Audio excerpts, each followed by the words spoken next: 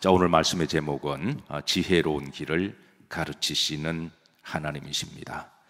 사실 우리가 인생을 걸어가다 보면 이제 수많은 길을 만나고 또 여러 길 앞에서 또 선택해야 될 그런 길들이 있습니다. 어떤 사람이 길을 가다가 양갈래길을 만났대죠. 어느 길로 가야 할까 그 앞에서 고민하고 있는데 마침 스님을 만났습니다. 스님에게 어떤 길을 가야 할까요? 라고 물었습니다.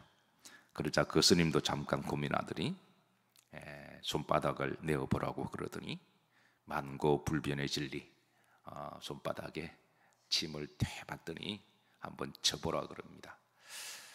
스님이 침을 받아서 더럽기는 더럽지만 그래도 또 스님이 하라는 대로 손바닥을 내서 한 움큼의 침을 보고 손바닥으로 이렇게 탁 내리쳤는데 그 침이 어디로 튀었을까요? 왼쪽으로 튀었을까요? 오른쪽으로 튀었을까요? 자기 맞박에 탁 쥐드립니다. 누가 웃자고 하는 유머겠지만 사실 우리가 어느 길로 가야 할지 알지 못할 때가 들어있는데요. 그러나 분명한 것은 하나님은 우리가 어느 길로 가야 할지 가르쳐 주시는 하나님이십니다. 자, 오늘 하나님께서 어떻게 가르쳐 주시는지 말씀으로 여러분을 인도합니다. 잠언 4장 11절입니다. 자, 다 같이 합독하시죠. 내가 지혜로운 길을 내게 가르쳤으며 그랬습니다. 여기 보면 흥미로운 단어가 나옵니다. 가르치셨다라는 말입니다. 우리가 시제로 보면 이 시제는 현재 완료입니다.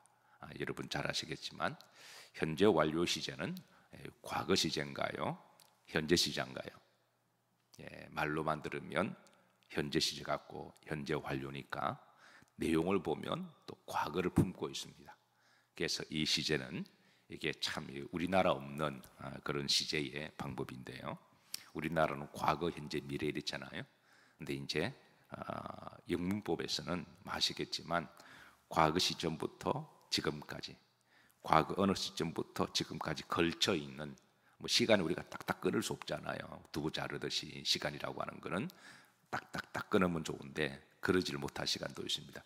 계속 이어지는 시간이 있잖아요. 그래서 진행형도 있는 것이고, 근데 우리나라는 과거, 현재, 미래 딱딱딱 끊어서 사용하기 때문에 좀 단명한 것 같지만은 때로는 표현적으로 좀 이렇게 느낌이 조금 와닿지 않을 수가 있는데, 이제 서구에서는 그 시간적 개념을 과거부터 지금까지 계속 이어져 오는 그런 삶, 그러니까 과거에도 걸쳐 있고 지금까지 이어지는 현재까지 걸쳐 있는, 이거를 표현하는 방법이 바로 현재 완료 시제라고 이야기하죠.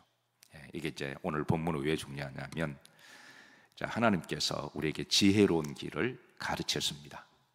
근데 과거 시제만 머물러서 과거만 가르쳤다 그러면 현재는 또 아닐 수가 있잖아요. 그러면 현재만 가르쳤다 그러면 과거는 또 아닐 수가 있잖아요. 그런데 하나님의 가르치심은 과거 어느 시점부터 지금까지 계속 가르쳐 왔다라는 거예요. 아멘이신가요? 자, 그럼 과거 어느 시점부터 가르치셨느냐? 자, 우리가 말씀으로 보면 말씀을 주실 때부터입니다.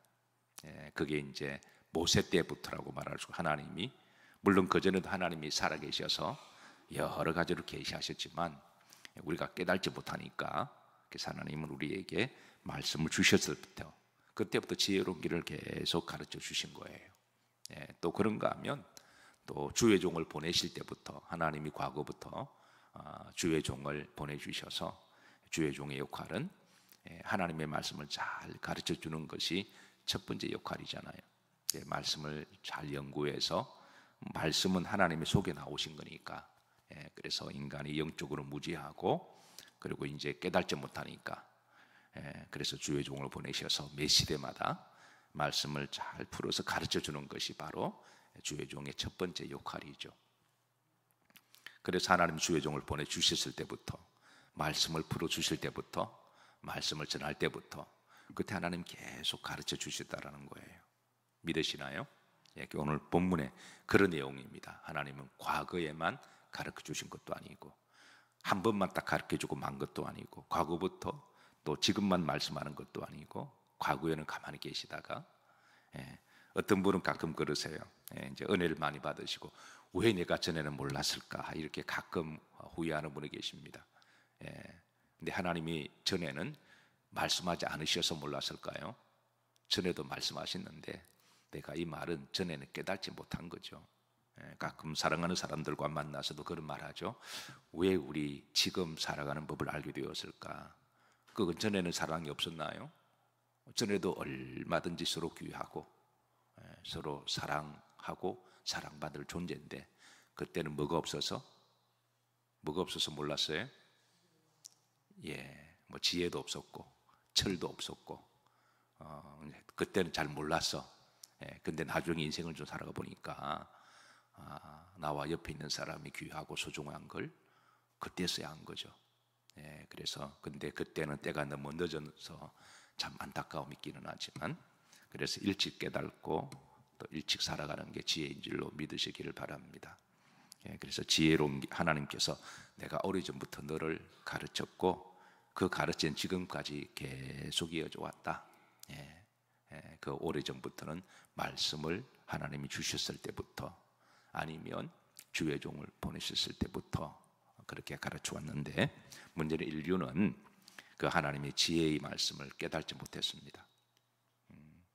하나님의 말씀을 깨닫지도 못했고 율법을 모세를 통해서 보내주셨는데 그걸 깨닫지도 못했고 그리고 때마다 주의 종을 보내주셨는데 깨닫지도 못했고 목회자가 하나님 말씀을 설교할 때도 깨닫지도 못했고 그렇게 인생은 어리석게 자기 고집대로 길을 걸어가다가 어느 순간에 하나님이 긍휼히 여겨주시고 또 본인도 이제 마음을 열기 시작하니까 그때 막 귀에 들어오는 거예요. 그래서 목회하다 보면 가끔 그런 분을 만납니다. 아이 목사님 말씀이 꿀보다 다네요.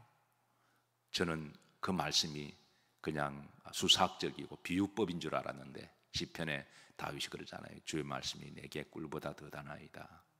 예. 근데 그 전에는 말씀이 꿀이 아니었나요? 똥이었나요? 된장이었나요? 그 전에도 꿀이었거든요. 예.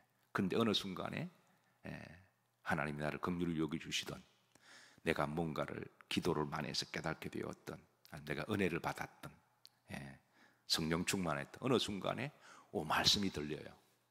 그러면서 야 이런 생명의 말씀을 왜 내가 지금 깨달았을까?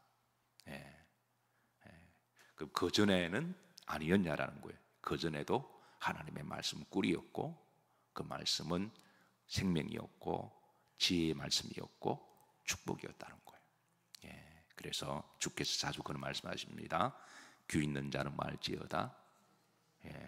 그래서 귀 있는 자는 들리는 거예요. 귀가 없어서가 아니라 그전에는 지가 막고 살았으니까 눈 감고 살았으니까 지혜로운 길을 못 본 거죠. 하나님의 문제가 아니라 누구한테 문제가 있다? 나에게. 이걸 이제 이 시제를요 우리가 문법적으로만 보지 말고 그리고 또 인류만 보지 말고 나에게 적용시킬 때 하나님이 나에게 그동안 쭉 지혜로운 말씀을 가르쳐 주셨습니다. 아멘인가요? 근데 왜 몰랐냐? 하나님이 그러니까 나를 이제 나에게 가르쳐 주시는 그 시점 언제부터냐? 내가 교회 처음 나왔을 때부터 될 수 있습니다. 내가 교회에 처음 나왔을 때 하나님 그때부터 지혜로운 말씀을 생명의 말씀을 가르쳐 주시는 거죠. 내가 처음 설교를 들을 때부터도 시작됩니다. 내가 처음 성경 읽을 때부터도 시작됩니다. 근데 왜 성경을 처음 한번 여러분 다 일독 하셨죠? 어느 시점이 되면 일독도 하고 필사도 하는데 그런데 일독을 하고 필사를 해도 별로 깨닫지 못하는 분이 왜냐 그거는 하는 게 목적이니까 내가 이걸 해서 빨리 자랑해야 되겠고 나 일독했다 자랑해 그게 목적이 되면 깨달음이 없습니다. 우리가 뭐 신앙생활을 자랑하기 위해 사는 분들이 처음에는 들어 계시거든요. 나 교회 나와줬다. 교회 나와서 그게 자랑이 되면 하나님 말씀 안 들립니다. 신앙 나와 하나님과 관계인데요. 성경 일독하는 거 좋은 일입니다. 필사하는 것 그거 자랑하려고 하면 그 빨리 맞추는 게 목적인데 그거 무슨 하나님 음성이 들릴까요? 말씀도 그렇잖아요. 내 마음을 안 열어놓고 들으면 그 말씀이 안 들 깨달음이 없습니다. 근데 하나님은 그 전부터 계속 우리가 처음 교회 나올 때부터 처음 읽을 때부터 말씀 하나님 계속 지혜로운 길을 마셨다 가르쳤다. 근데 왜 나는 그걸 몰랐느냐? 나의 시제에 있어서 내 시제에 과거부터 지금까지 하나님은 계속해서 가르쳐 주시는데 나의 시제에 있어서 왜 그걸 전에 몰랐냐는 거예요. 그거는 바로 이제 우리가 귀를 막고 눈 감고 안 들었다라는 거예요. 그냥 신앙을 종교적인 행위로 왔다리 갔다리만 했지, 신앙은 나와 하나님과 인격적인 사랑과 믿음의 관계를 여기지 아니하고 율법 종교적으로 여겼기 때문에 종교 행위가 된 거예요. 그런데 어느 순간부터 이제 이게 열립니다. 이제 그때부터 신앙생활은 진짜인 거예요. 우리가 신앙 자꾸 연수 뭐 좋은 건데 그거 자꾸 계급장 되면 안 돼요. 하나님 앞에 뭐 계급장 자랑해서 뭐 할까요?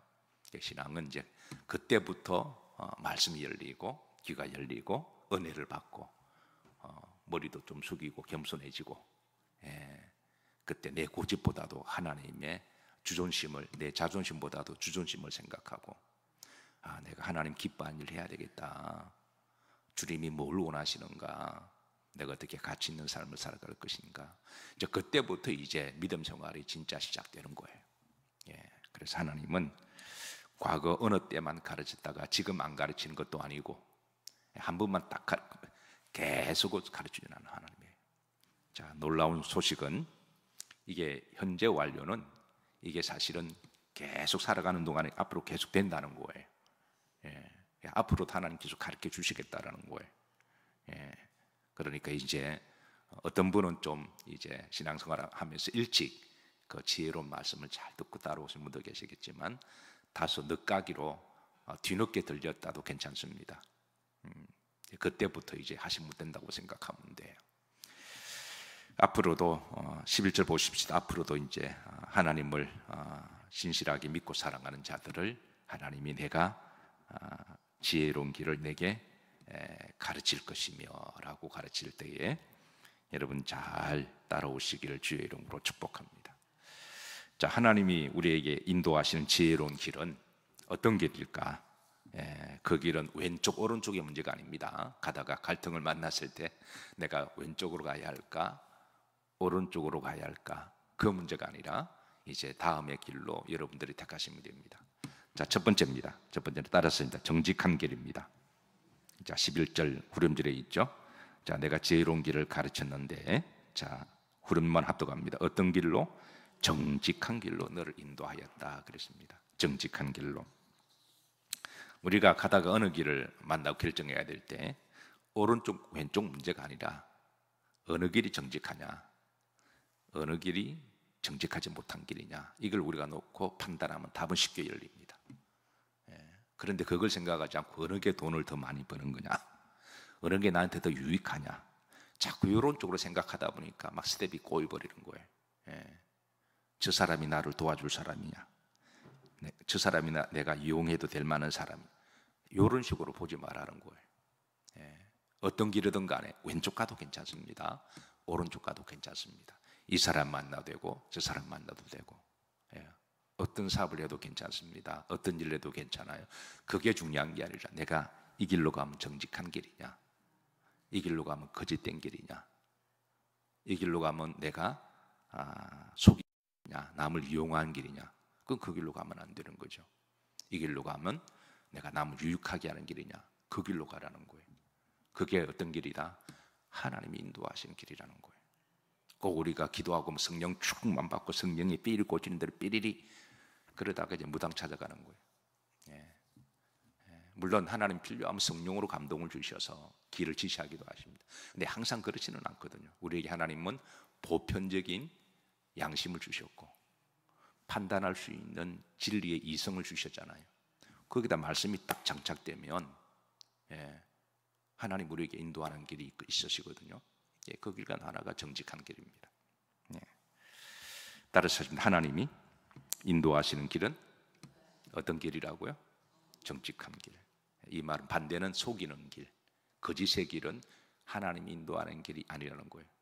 어떤 사람 자기 이익을 얻기 위해서 남의 마음이나 눈을 아프게 하면서도 그 길로 가면서 하나님 나에게 복 달라 그러면 이게 기도 자체가 방향이 잘못된 겁니다. 남의 마음을 아프게 하고 남을 속이고 남을 무시하고 업신여긴 길로 가면서 하나님 나에게 복 달라 그러면 하나님 어떻게 해야 되죠? 하나님이 아주 고민을 많이 하십니다. 그러니까 우리 성도들의 기도가 하나님 막 고민시키면 안 돼요. 하나님을 기쁘시게 해드려야지. 저는 우리들이 하나님 아름다운 보고들을 많이 올려드리기를 주의 이름으로 축복합니다. 영국의 격언에 이런 말이 있습니다. 하루를 행복하려면 이발소에 가고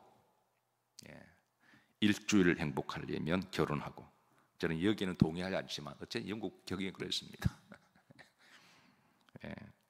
한 달을 행복하려면 말을 사고. 이거 좀 바꿨으면 좋겠는데 아니 결혼이 말보다 못하나요? 1년을 행복하려면 집을 사고. 근데 마지막에 이 말이 포커스가 있습니다. 한평생 행복하려면 정직해라. 어쨌든 뭐 중간에 마음은 들지는 않지만 어쨌든 한평생 행복하려면 정직해라. 사실 정직하게 살면 여러분 손해 볼 때가 있을까요? 없을까요? 있죠. 남들은 다 적당히 거짓말하고 적당히 속이고 적당히 야바이 치는데 그 머리가 나빠서가 아니라 바보라서가 아니라 그걸 뻔히 알면서도 그래도 내가 정직하게 살아야 되냐? 어떻게 해야 될까요? 내가 머리가 나쁜 것도 아닌데 바보도 아닌데 정직하게 살면 나보기 바보야 그러는데 그 말을 들으면서까지 그 사람이 자존심 상하니까 같이 내가 너보다 머리 못하냐? 같이 적당하게 그냥 둘러대고 매대고 사기치고 적당하게 그냥 하는 거예요. 그럼 이제 나중에 똑같은 사람으로 분리되는 거예요. 그런데 손해보는 한이 있더라도 정직하게 사는 것이 지혜로운 길이라는 거예요. 왜 지혜롭냐? 여러분 정직하게 살면 약간의 손해볼 수는 있어도 나중에는 사람을 얻습니다. 신뢰를 얻습니다. 사람들이 쭉 지켜보다가 저 사람 참 정직하네. 그러면 마음도 주고 사업의 파트너들은 돈도 맡깁니다. 그 신뢰가 얻게 되는 거죠. 아멘인가요? 정말 지혜로운 사람은 정직한 사람이에요. 약간 속여서 물건 팔아 돈 얻는 게 아니라 그 사람을 신뢰하면 평생 단골되는 거잖아요. 평생 단골되죠. 유대인들이 그렇거든요. 유대인들이 장사천지라 그러는데 그 사람들 사람을 살려고 그러지 사람 말 조리해가지고 이거 하나도 안 남는다 그러고 그렇게 해서 하나 팔고 말 게 아니라 사람을 얻죠. 그럼 평생 단골되는 거죠. 이거보다 더 귀한 거였습니다. 뭘 얻을까? 우리가 정직하면 자존감입니다. 사람이 자꾸 거짓말하면 자신의 가치가 낮아집니다. 스스로 평가하거든요. 너는 별로 가치가 없어. 내 속에 내가 나를 평가합니다. 정직하지 못하면 자존감이 낮아져요. 뭘 하도 자신감이 없습니다.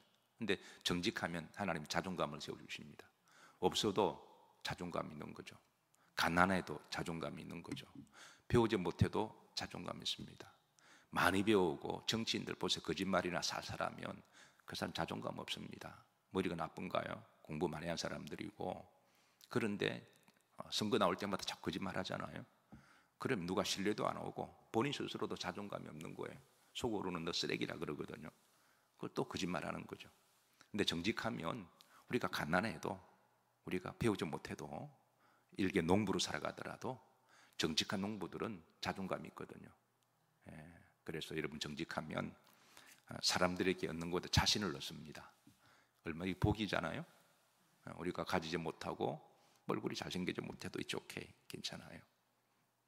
그러나 우리 스스로 당당함이 있는 거죠. 나 자신에 대해서 자존감이 있는 거죠. 복이 아닌가요? 복이죠. 이거보다 더 귀한 그렇습니다. 뭘 얻을까요? 하나님에서 인정받습니다. 사실 이게 가장 귀한 것이죠. 하나님부터 신뢰받는 것. 그래, 너가 진짜 내 백성이다. 믿는 사람이다. 이게 얼마나 귀한 거예요. 사소한 이익을 위해서 사사 거짓말이나 하고 사람 비유나 맞추고 그거는 약삭받을 수는 있지만 사람이 좀 듬직한 그런 인생이 되지 못하는 것이죠. 하나님 우리를 인도하시는 길은 뭐 대단한 뭐 삐리삐리한 그런 게 아니라 기본적으로 어떤 길이라고요? 정직한 길입니다. 그게 하나님 우리를 가르쳐 주시는 길이죠.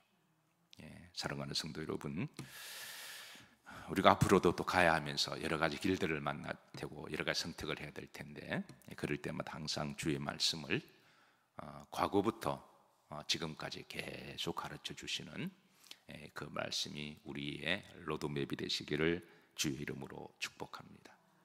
자, 두 번째, 하나님 인도하시는 길은 12절인데요. 자, 곤고치 않는 길입니다. 초반절 보면 다닐 때에 내 걸음이 뭐하지 않아야겠고 곤고하지 않아야겠다. 이 곤고, 우리나라 말이 참 헷갈릴 때가 참 많습니다. 근데 이제 번역상의 문제인데요.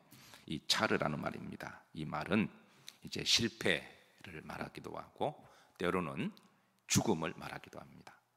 그래서 하나님 우리를 인도하시는 것은 실패하는 길이 아니라는 거예요. 우리가 실패를 해서 교훈은 많이 얻기는 하지만, 근데 하나님 우리를 의도적으로 실패하는 길로 인도하는 분은 아닙니다. 우리가 잘못된 길로 실패를 해서, 근데 그것도 하나님 우리를 사랑하셔서 실패를 통해서 깨닫게 하시고 또 레슨도 배우게 하시지만, 그 하나님 우리를 인도하시는 것은 나 한번 망해봐라 그렇게 인도하는 길은 아니거든요. 지고집 때문에 실패하는 거지. 하나님 우리를 인도하는 게 죽음의 길은 아닙니다. 생명의 길이고 구원의 길이세요. 이 공고는 바로 실패와 죽음과 망하는 길인데요. 하나님은 기본적으로 그렇게 인도하지 않으신다라는 거예요. 근데 왜 실패하냐? 그 지고집대로 갔기 때문에 실패하는 거거든요. 왜 망하냐? 지 뜻대로 하다가 망하는 거지. 그렇게 하고 하나님 이룰 수가, 이것도 참 인간이 참 이기적이에요. 지 멋대로 살고 실패하면 하나님 살아계시면 그럴 수 있나요? 하나님이 위에서 보시고 내가 못됐는데 그러시잖아요. 너 왜 나보고 자꾸 그러냐? 내가 못되게 했는데 지 멋대로 살고 나서 아프고 뭐 병들면 하나님의 살아계심이 이럴 수 있어요. 지는 하나님에서 뭐 한 게 있나요? 그러면 지 멋대로 살다 그래놓고. 그래서 여기 하나님 인도하는 길은 실패와 망하는 길이 아니라 하나님이 성공하시고 축복하시기 위한 길이에요. 아멘인가요? 혹시 여러분 그동안 실패하셨다가 뭐 혹시 하나님께 서운한 게 있으셨나요? 서운할 것 전혀 없습니다. 자기 때문에 그래놓고 왜 서운할 게 뭐가 있어요? 자, 출애굽기 23장 17절에 보시면 하나님이 이스라엘 백성들을 가나안 땅으로 인도하실 때, 자, 블레셋 길로 가지 마라. 그 길은 좀 빨리 가는 직행 길처럼 보이고 가기 쉬운 것처럼 보여도 그 길 중간에는 블레셋 군인들이 있어서 너희들이 전쟁을 보면 마음을 돌이켜 다시 돌아갈까 하노라 그러셨어요. 자, 출애굽기 13장 17절 보시면 합독하시죠. 바로가 백성을 보낸 후에 블레셋 사람의 땅의 길은 가까울지라도 하나님이 그들을 그 길로 인도하지 아니하셨으니 이는 하나님이 말씀하시길 이 백성이 전쟁을 하게 되면 마음을 돌이켜 애굽으로 돌아갈까 하셨습니다. 그러니까 그 길은 빠르고 그 해변가로 가는 그 길이거든요. 그러니까 완전 관광 코스예요. 관광 코스고 빠른 길이고 길도 그냥 이렇게 고속도로처럼 쫙 나 있는 길이어서 그 길로 누구든 가고 싶죠. 인생을 소풍처럼 생각하고 여행처럼 생각하고. 여러분, 여행과 소풍은 놀러 가는 거잖아요. 근데 하나님은 우리들에게 그보다 더 귀한 건 사명 주신 거잖아요. 아멘인가요? 사명 따라 하다 보면 우리가 여행도 할 수도 있고 우리가 관광도 할 수 있지. 그러나 목적은 사명인 줄로 믿으시길 바랍니다. 근데 여행이 목적이 되면 안 되죠. 소풍이 목적이 되면 안 되죠. 놀러 가는 게 목적이 되는 건 안 되는 거죠. 근데 이스라엘 백성들은 그 길로 가자 그러니까 하나님이 그 길은 가깝고 쉽더라도 그 길은 아니다. 그 길로 가다가 너희들을 죽이는 블레셋 군대가 있다. 그 길로 가면 죽는다, 망한다, 실패한다. 그 길로 가지 마라. 좀 둘러가더라도 내가 인도하는 길로 인도하시는 하나님. 그래서 하나님 우리를 인도하시는 길은 바로 살리는 길이시고 생명의 길이시고 그리고 구원의 길이십니다. 인생을 살아갈 때 꼭 쉽게만 살아가려는 사람이 있습니다. 재밌게만 살아가려는 있습니다. 맛있게만 살아가려는 사람이 있어요. 우리가 맛집 필요하죠. 아무리 맛있는 맛집도 너무 지나치게 먹으면 먹는 게 독이 되고 너무 지나치게 배가 올챙이처럼 빵빵하면 오히려 사는 낙이 없어요. 이상하죠. 맛있어서 먹었는데 지나치게 먹으면 막 토할 것 같고 그렇잖아요, 그죠? 인생에 사는 게 먹는 게 목적이 아니기 때문에 그렇죠. 그냥 적당하게 먹고 적당히 먹을 때 맛있게 먹고, 예, 그 힘을 가지고 하나님 사명 감당하기 위한 거지. 예.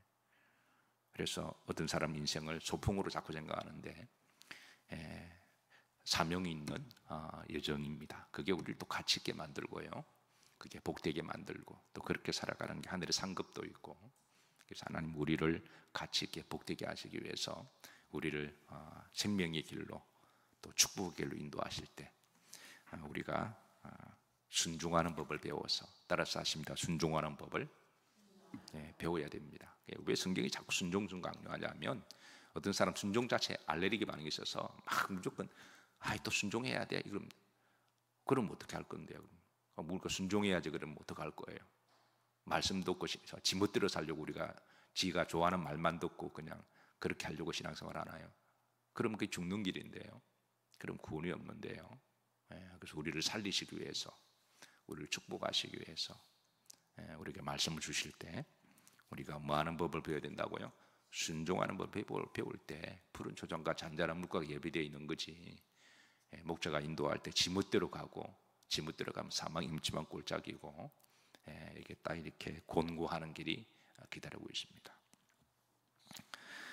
자, 시간 관계상 오늘 여기까지만 보도록 하죠. 나머지 말씀은 또 내일 이어서 보도록 하고요.